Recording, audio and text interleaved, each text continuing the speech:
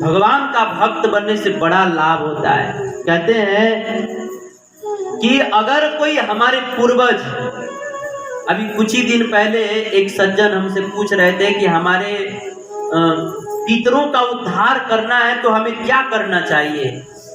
तो उस प्रश्न का उत्तर है कि देखिए, अगर हमारे पूर्वज लोग जो है, बाप दादा पूर्वज लोग जो है, अगर किसी पाप कर्म के फल स्वरूप जो है, अगर वो नरक में भी चले गए होंगे ना, और उनके कुल में जन्म लेकर के अगर हम लोग जो है भगवान कृष्ण की भक्ति करना शुरू कर देंगे ना, तो नरक में गए हुए हमारे पितरों का भी अपने आप उद्धार हो जाएगा।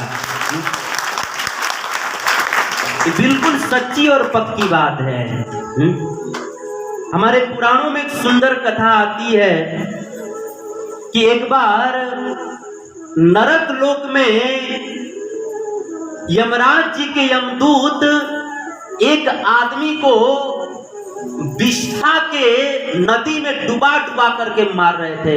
विष्ठा की नदी मतलब मल की नदी में, लैट्रिन के नदी में डुबा डुबा के उसको मार रहे थे। और यमदूत लोग घंटों उसको खूब मारते विष्ठा की नदी में डुबा डुबा करके, और कुछ क्षण के लिए उसको बाहर निकालते। उस समय वो आदमी जोर जोर से हंसने लगता है। अब सारे यमदूत लोग आश्चर्यचकित हो गए कि हम लोग जो है इस आदमी को नरक लोक में ला करके मलमूत्र की नदी में डुबा डुबा करके मार रहे हैं, और थोड़ी देर के लिए बाहर निकाल दे तो हंस क्यों रहा है। इसको दुखी होना चाहिए, तो ये हंस क्यों रहा है। यमदूतों को समझ में नहीं आया।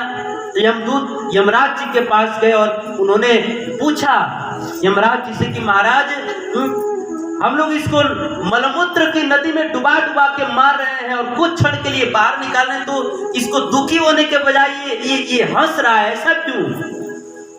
उस समय यमराज जी ने यमदूतों से बतलाया कि देखो, ये आदमी जो है भले मलमूत्र की नदी में तुम लोग डुबा डुबा करके मार रहे हो, कष्ट दे रहे हो, लेकिन बाहर निकलते हुए इसलिए हंस रहा है क्योंकि इसके कुल में जो है ना, इसको पता है कि इसके कुल में जो है कुछ ही दिनों के बाद एक भगवान का भक्त जन्म लेने वाला है, और जैसे वो भक्त जन्म लेगा उसी समय जो है इसके जो पितर है इसका उद्धार हो जाएगा।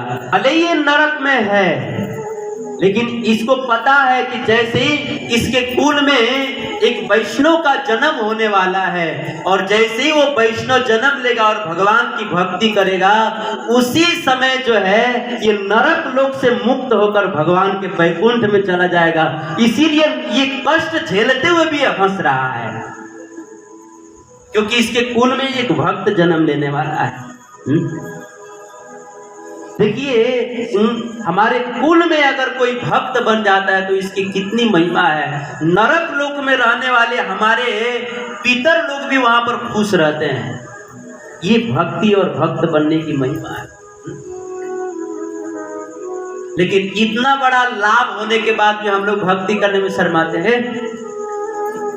हम गले में माला लेके घूमेंगे, हम तिलक लगाएंगे, हम तुलसी माला पहनेंगे, हम जप करेंगे। इतना बड़ा लाभ होने के बाद भी हम लोग भागते हैं। यही दुर्भाग्य है लोगों का, हम सबका। लेकिन एक बुद्धिमान आदमी को चाहिए कि वह जो है भगवान की भक्ति करे, अपने खुद भी भक्ति करे, खुद भी भगवान का भक्त बने, और अपने बच्चों को भी भगवान का भक्त बनाए, भगवान की भक्ति के मार्ग पर लेकर के चले।